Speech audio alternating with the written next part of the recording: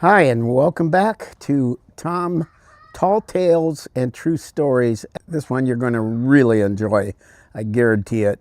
I got so many phone calls from people and emails, and I want to thank you all for giving me your feedback.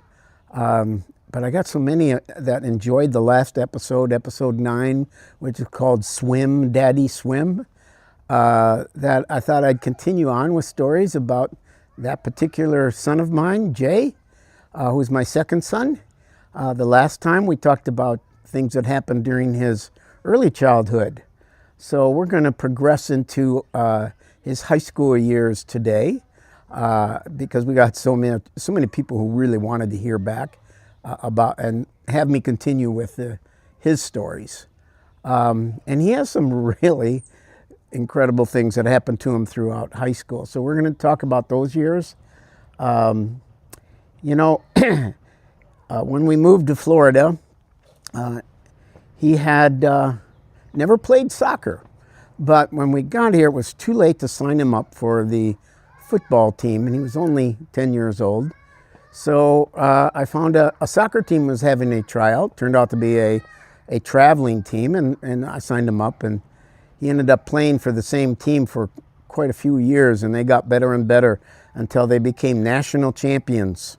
When they were in 10th grade, they became the U.S. national champions for 16 and under. And then they went to Europe and won an big international tournament in London. So he got a pretty good soccer background during those formative years. And so when he entered high school, he went to a Jesuit high school in Tampa, Florida. And because I was a football coach and, an avid football fan and loved football, he decided to give football a try. So he went out for football, and of course, one of the first few days, the coach asked if anybody had kicked before, and nobody had raised their hand. So he asked anybody if they had played soccer. And of course, Jay, the only one on the team that had played soccer, raised his hand. And so that particular coach said, well, you're the kicker. So that year, he started to learn to kick, and he did all of the extra points. I don't think they ever attempted a field goal that year, but he had quite a few extra points, and I think he made them all. So they were real pleased with him. Up until the very end of the season. Now we're getting into, I take that back. It was really early in the season because it was over Labor Day. And the soccer team that he was playing on, the one I mentioned, Temple Terrace Spirit, was in a big state championship game over the Labor Day weekend. And so Jay had a conflict. He had football practice on Monday, but that would be right during the finals of the tournament that he's going to be playing in with his soccer team. So he opted to stick with the team for that weekend and stayed there, and they played and won that tournament. That team kept getting better and better, the soccer team. But the ninth grade football coach was not very happy. And on Tuesday when he arrived at practice, he got dressed down pretty ruggedly by the head JV coach, and that left a very bitter memory for him. So he completed that season, but at the end of that season, he was still fuming about being dressed down in front of the team for missing that one practice. So he decided that was it. He finished the season, but he wasn't going to come back his sophomore year. So his sophomore year now, he's starting on the high school varsity team, and he played soccer that year for the high school team as well as the traveling team that he played for. So he was pretty busy playing soccer his entire sophomore year.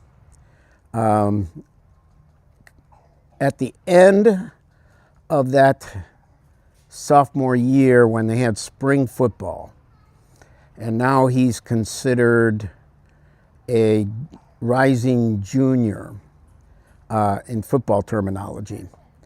The head coach, a guy by the name of Dominic Seil, wonderful guy, absolutely terrific man. He talked Jay into coming back out for football for the varsity. And he said, we really need you to be our kicker. And so Jay did. He had a lot of respect for Dom Seil and Coach Seil. So he came out and went through spring ball. And the final game, the only game for spring, was against Jefferson High School. And so, spring games they don't really count for anything, but it's a good way to test your team and see how they did after 3 weeks of practice. So in that game, I think Jay attempted 3 or 4 extra points, all of which were blocked.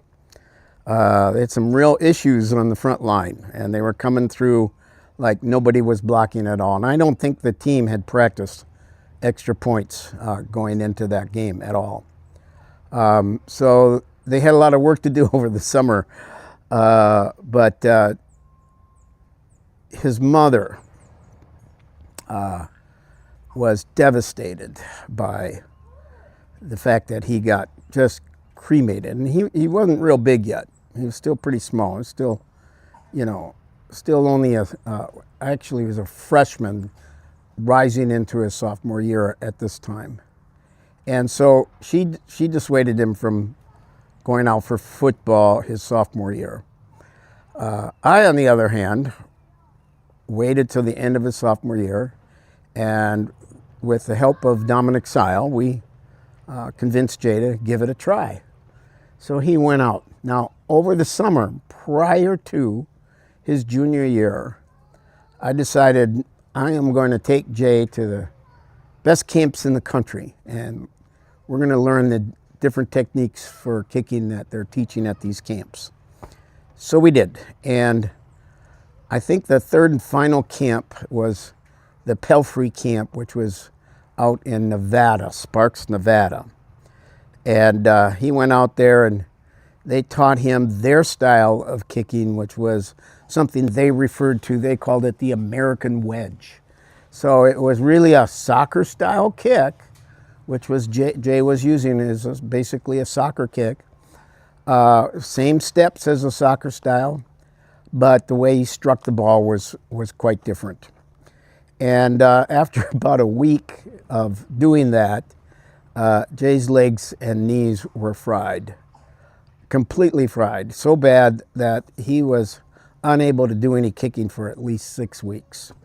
During that 6-week period, and I had attended all of those camps with him, and so we started to think about ways to tweak the style so that it wouldn't be so damaging to the inside of his leg and his inside groin of his kicking leg, which is where he had great pain, and to adjust the foot position so that he'd be using his quad to kick rather than the weaker muscles on the inside of his leg, which there are very thin muscles and not strong, whereas the quad is the strongest muscle in the body. So long story short, he had a phenomenal junior year. He broke records. He broke the school record, which I think as far as I know, he still holds for a number of field goals in a season, which was 14, and he broke Hillsborough County records. So that put him on the charts. That put him, we're on the radar screen, so to speak. And that year, it came out that he was selected as the Blue Chip All-American, first team All-American for high school kickers. And so these things really helped him going into his senior year. Now, his senior year, I got to tell you about the final game of his junior year. This is an incredible story. And the team of Jesuit had made it to the state championship game. First time since 1960s. that they had made it that far. The game was held in at the University of Florida in Gainesville, Florida, at Ben Griffith Stadium. And they were playing another team, a small town team, who was undefeated throughout the season. And I think Jesuit maybe had one loss going into that game, if I recall. And but this other team was favored because of their quarterback. I'm not going to mention the quarterback's name in this story because he was a high school kid at the time. And so I'm going to leave his name out of it. I'll just call him AJ, okay, which is not his name. But this AJ was a phenomenal quarterback. He kind of was in the mold of somebody who came a little bit later in football lore, which was Michael Vick. The kid could throw.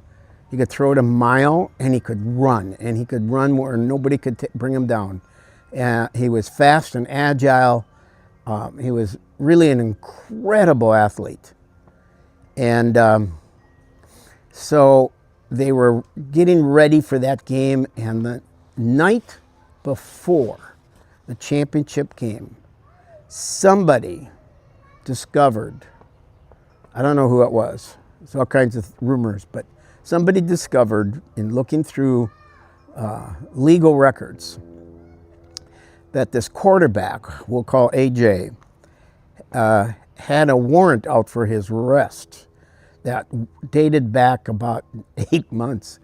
And that warrant was for a robbery. And somehow, even though there was a warrant for his arrest, somehow the police of the county that he lived in couldn't find him. Throughout the entire football season, they didn't know where he was. They couldn't find him, so he never got arrested. But this person who discovered this called it in and pretty much forced the hand of the sheriff's department of that county. I'm leaving the names out on purpose. And pretty much forced their hand. They had to arrest him, which they did. And the next morning, the day of the state championship game, it was all over the news that he had been arrested. I mean, it was like what everybody was talking about. When I went to work at the high school I was working at the time, which was not at Jesuit, it was before that. That's all everybody talked about, was this kid being arrested the day of the state championship game, and he was their team. So as I'm driving after work to Gainesville to go see the game was in the evening. So I'm driving up I-75, and all along the road was signs on both sides of the road with big signs people had posted.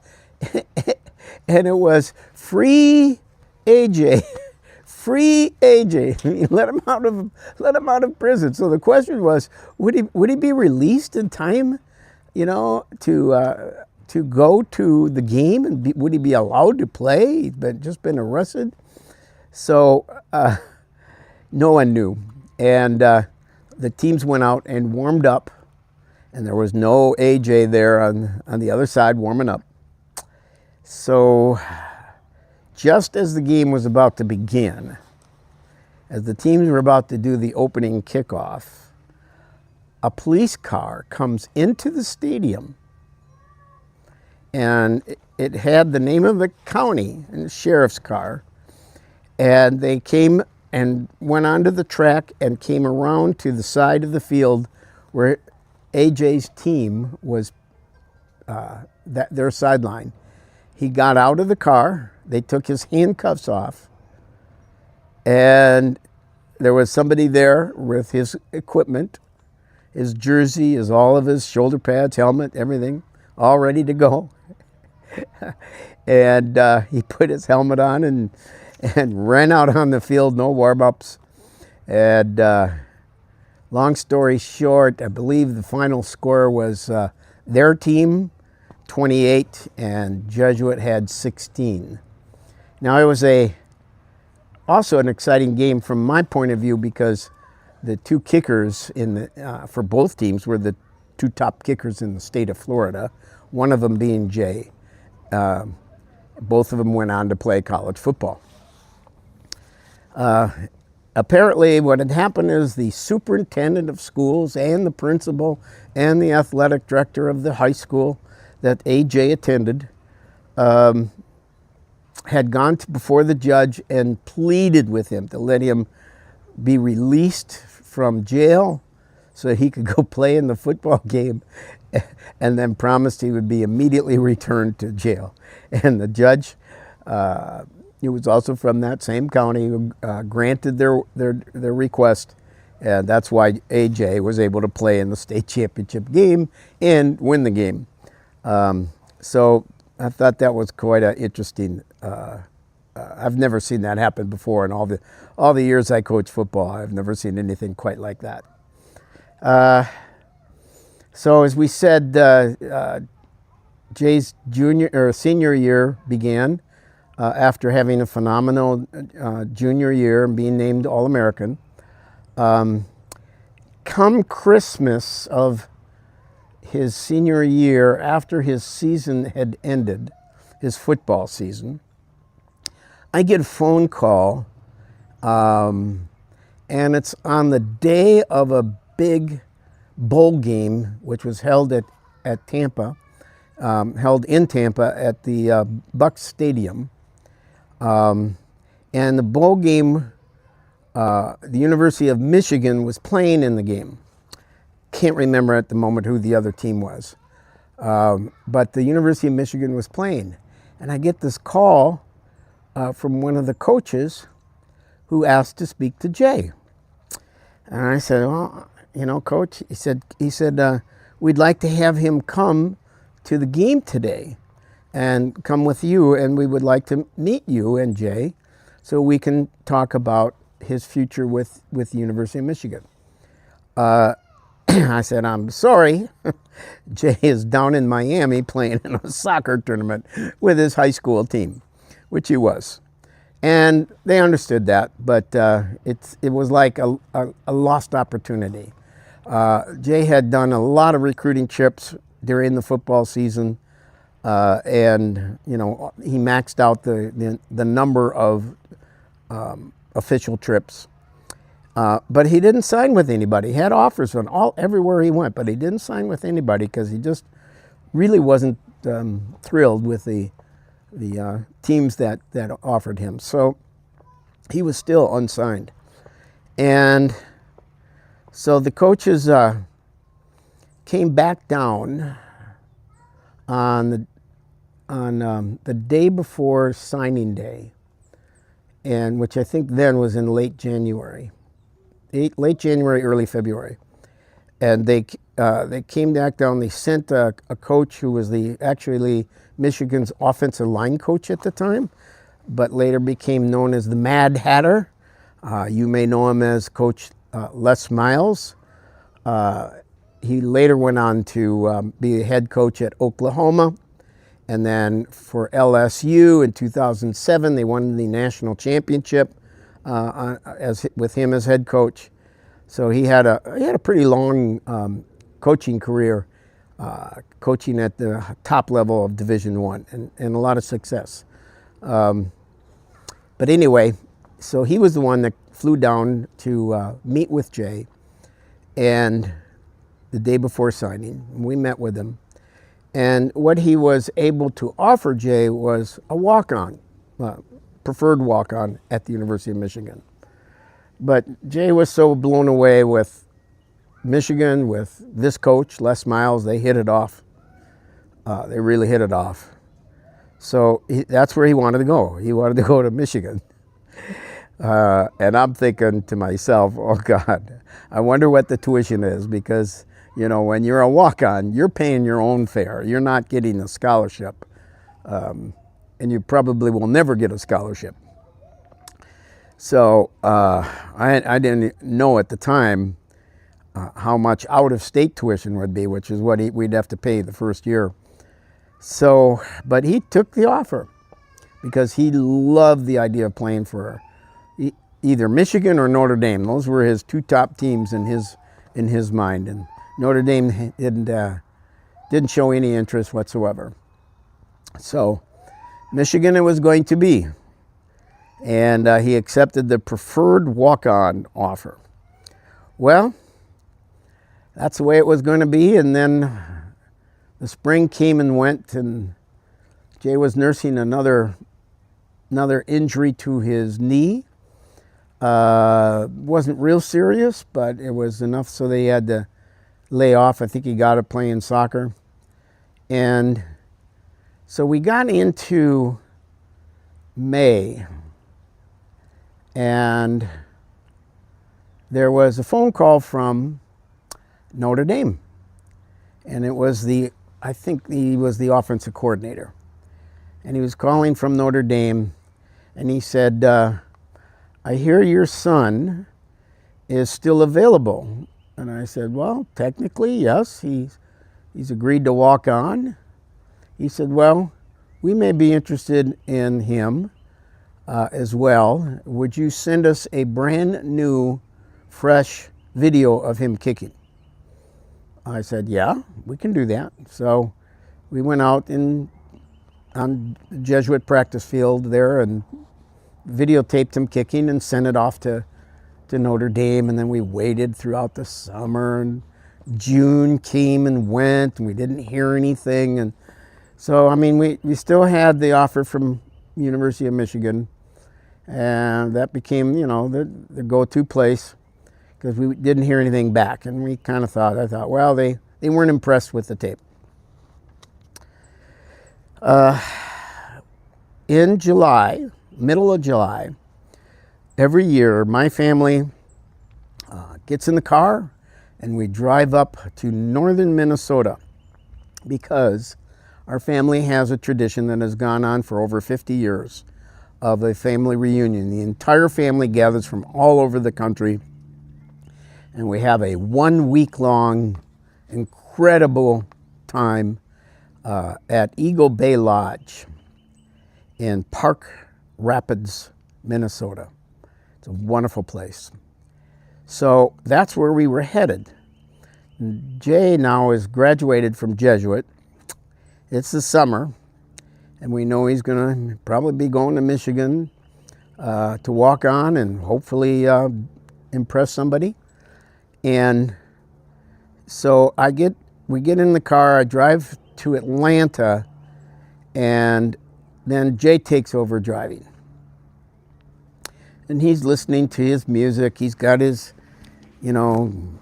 music on and listening to his music. And in the passenger seat, I fall asleep.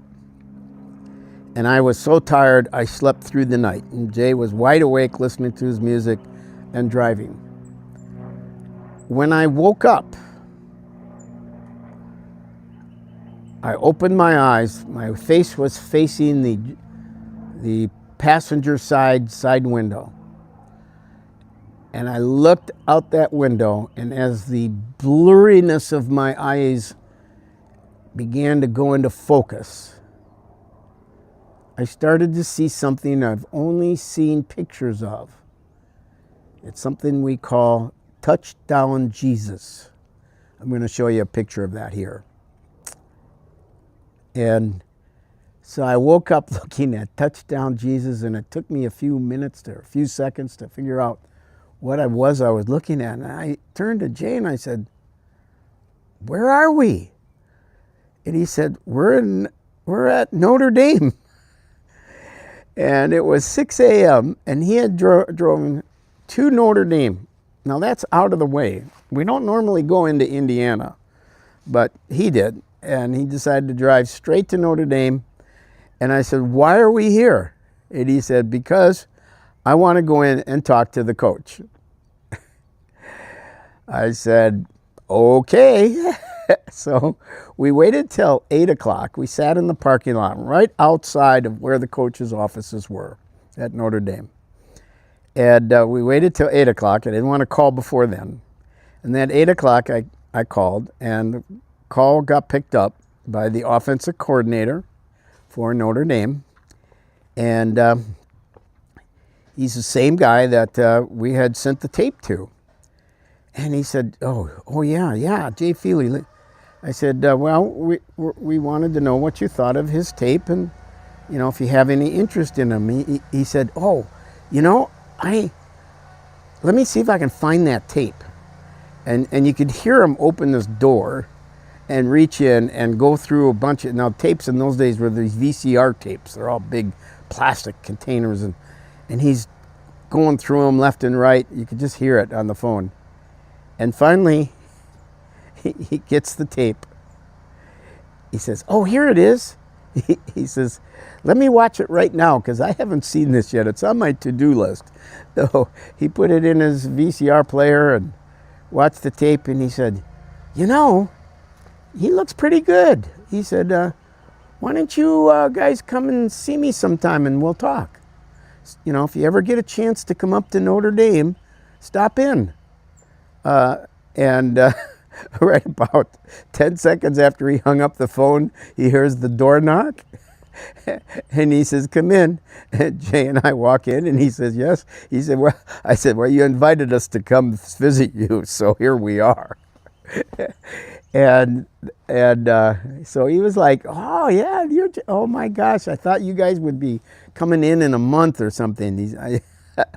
We said, well, you know, the season's only a month away, so we thought we'd stop in now. And we happened to be in town. So he spent the day with us. He took Jay all over and introduced people and took him down to the admissions office, talked to admissions. And since Jay had already applied there, they already had all of his admissions applications and everything. So he talked to them, and finally he had spoken. The coach had spoken to the head coach, who was out of town at the time. His name was Lou Holtz, and he was, you know, telling him how impressed he was with Jay. And so Lou had called the head of the admissions, the director of admissions, and hung up and called the coach back and said, tell Jay to go home and write a thesis. And the thesis is on this subject. I forget what the subject matter was. And then send it to the admissions office so they can evaluate your writing. It's part of the application process. So we were on our way to Minnesota, and when we got there, Jay spent the night writing this thesis. And then finally we sent it overnight mail to the admissions office when he finished it. And then we didn't hear anything for a while. So we went up to our family reunion, and we were having a great time. And one of the things we did traditionally was on Thursday night of the week started on a Saturday, ends on a Saturday. So Thursday night, we all go out to dinner. Now this is northern Minnesota, so there aren't any big cities around at all. Probably the biggest city is Duluth, Minnesota, and that's 100 miles away. So we go to this tiny town. Now, I'm not kidding you. When I say tiny, I mean its population at the time was 21 people. And I think half that town worked in this restaurant, but it was a wonderful restaurant.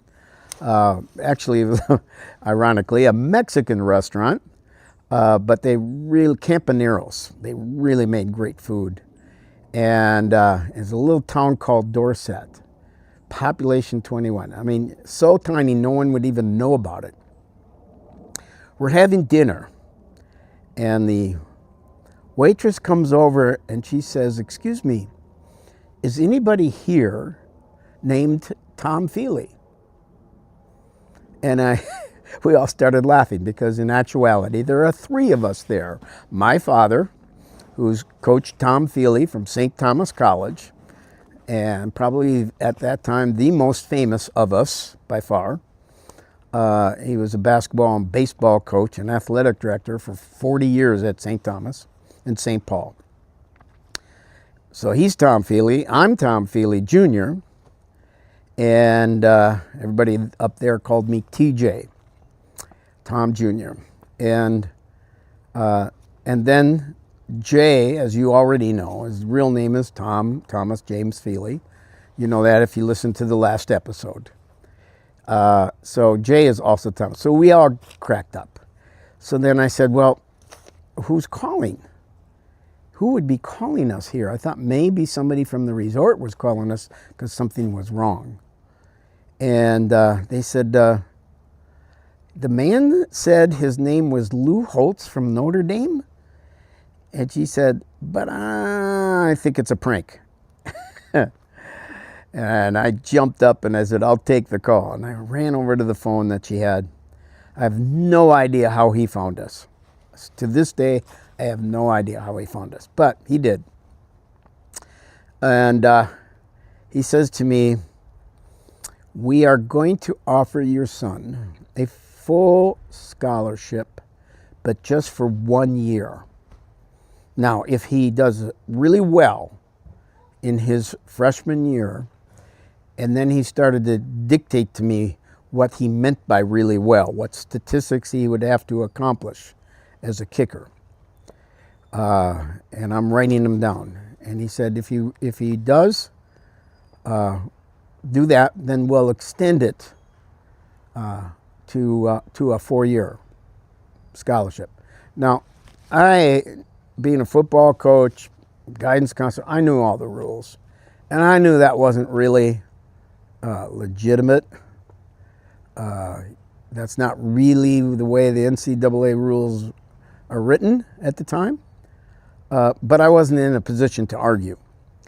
So talked it over with Jay, and we accepted his offer. It's going to a full ride, 1-year offer to play football as a starter for the University of Notre Dame.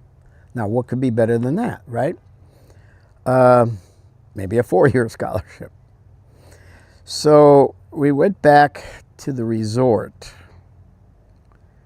and talked it over. And I said, Jay, you need to call Gary Moeller, who's the head coach at the time of University of Michigan, and let him know your decision. Well, he didn't want to do that.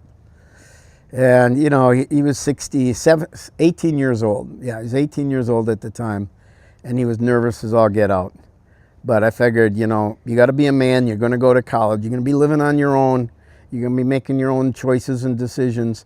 This is a good time for you to start, you know, stepping up and you know, do the hard thing. And so this was extremely hard for him to call Gary Moeller.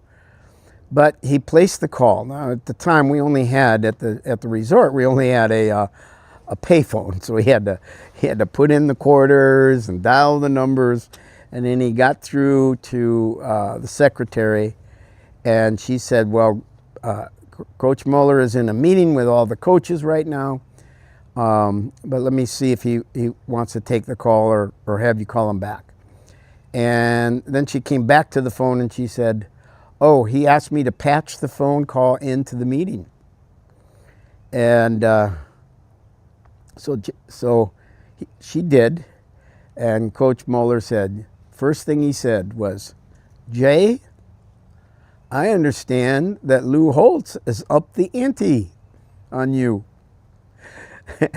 He already knew about it that morning. So Jay said, yes, you know, he's given me a full ride scholarship for a year. And Moeller said, well, you know, let me see what I can do and if we can improve on that. So whatever you do, don't make a commitment until you hear back from us. And so we said, okay. And the week ended. Saturday came. We all had to leave Eagle Bay Lodge. Everybody was going home. And so we went back to my parents' house in St. Paul. And about, 4 or 5 blocks from my parents' house is a wonderful little golf course in Highland Park. And we were killing time one day. I think it was the next day, Sunday. And, you know, just waiting to hear from Michigan. We didn't hear anything, so we went to play golf. And as we were out there playing golf, all of a sudden I see my, probably at the time, he's probably early 70s, my father running across the golf course, like running across the golf course. And so I thought, this is awful, something terrible has happened, and I dropped my clubs, and I ran to him, and I said, "What's wrong, Dad? What's wrong? Is Mom okay?" And he goes, "Lou." And I didn't know what he meant. "Lou." I said, "Lou, what about Lou? What do you mean Lou?" "Lou Holtz." And he's still out of breath. He can't get all the words out. Finally he says, "Lou Holtz is on the phone." And I said, "What phone?" He said, "In the kitchen." His house. So we ran back, got the clubs and got in our cars and ran back home. And sure enough, my dad had said to Lou Holtz, when he asked for Jay, he said, "Just a minute, I'll go get him." And he put the phone down, didn't hang it up. He put the phone down, got in his car, drove up to the golf course to find us. And so Lou Holtz is now on the phone and wants Jay to commit. He probably knew that Michigan was still considering an offer. And you hadn't heard from Michigan yet. So he's saying to Jay, "Look, if you go to Michigan, you will never see the field. They have a stable full of kickers. And you're never going to get on the field. You come here, you're going to be playing as a freshman." So he was trying pretty hard. But we wanted to hear back from Michigan. We at least owed it to them. We said we would wait. And finally, on the last day before we had to leave, we hear from Michigan, and Michigan gives Jay a full ride offer, contingent upon him coming to Michigan and passing a physical exam to make sure he's healthy. And so Jay accepted that. And 4 years, full ride at the University of Michigan. And that's what he accepted. So then he had to call Lou Holtz back. And, well, I won't repeat the words that Lou Holtz said over the phone to Jay, but they were not nice. Let's put it that way. That's putting it mildly. He was very, very upset. So that year, Michigan played Notre Dame in the very first game of the season. And Michigan's kicker, who was a returning starter, was a guy named Remy Hamilton. And Remy Hamilton, in overtime, kicked the field goal to win the game in overtime at Notre Dame, which was a big game because both teams were ranked in the top 10 at the start of the season. So that was a huge game. And Jay had hurt his quad on the first day of practice, and so he pretty much spent his freshman year, he got redshirted, he spent his freshman year sitting in a hot tub and sitting in an ice tub and, trying to get his leg healed up. So it was a long, very long year for Jay. And actually, at one point, he calls me up during that year, after the season's over, before spring ball, and he calls me up and he says, "Dad, can you get me a scholarship somewhere else in Florida?" I'm like, "Florida State, University of Florida." And I said, "Well, Jay, let me tell you what I want. I would like you to go through spring football. And then when spring football is over, you and I can sit down and discuss your future. And then I'll be open to making changes if you feel that's in your best interest." Because he was certain he was never going to see the field, just like Lou Holtz said. However, that's not the way history went, and he had a great spring and won himself a starting job as the kickoff guy, while Remy Hamilton was still the field goal person. He had another year or two of eligibility. Remy went on to be an All-American. So Jay had to wait for Remy to graduate before he got his shot as being the field goal kicker, which he eventually did later on in his career.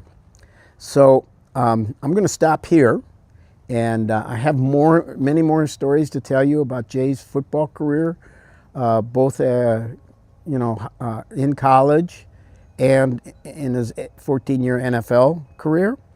So I'll be happy to do that if you're interested. I appreciate you listening today. And by the way, I have something really exciting to tell you. For me, I am just thrilled about this because it's been 2 years in the making. And this is a great announcement for those of you who are fans of my series, book series that I've written and published called The Crowning. And so my announcement is that I have finally, as of yesterday, finished, applied for the copyright, and published The Crowning, Part 3, which is called Relentless Resistance. So the title of the book is The Crowning, Relentless Resistance. And it's actually already available in hard copy and an ebook. And that goes pretty quick. So I don't have a hard copy yet to send to anybody because it's going to take a while for them to print some copies and then mail them to me. But when I do, I'm going to put it up on my website, feely.life, for you to purchase the third book. And what I'm going to do is I'm going to create a bundle where, for those of you who haven't read the first 2 books yet, where you can buy the third book and get book 1 and book 2 for free. So you're going to get the entire series, all 3 books, for the cost of 1 book. And that's if you're buying, you'll be able to do that whether it's an ebook as well as a printed book. So I'll be telling you when that's available. I still have to get the books from the printers yet, so I can make them available on my website, feely.life. But you could, if you're interested, give me a call or send me an email, and I'll be glad to send to you some of the vendors out there that you can purchase the book at. It includes Amazon, it includes many different places where you can purchase ebooks. So just let me know, and I'd be happy to share that with you. Or you can wait for my 3-for-1 package, where you get all 3 books for the price of 1. That you will only be able to get on my website. So anyway, thank you for listening today, and I look forward to our next episode of Tom's Tall Tales and True Stories. Oh, and by the way, before I forget, now you know the true story. Thank you, and we'll see you next time.